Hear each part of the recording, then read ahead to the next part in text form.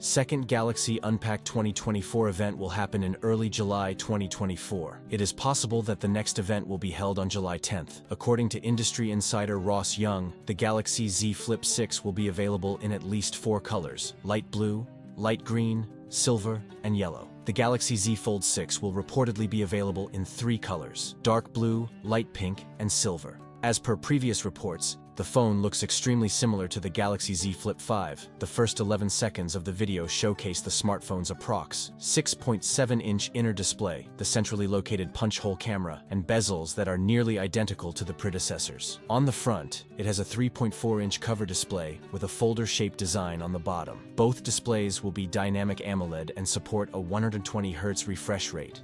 We can also expect a higher peak brightness of about 2600 nits.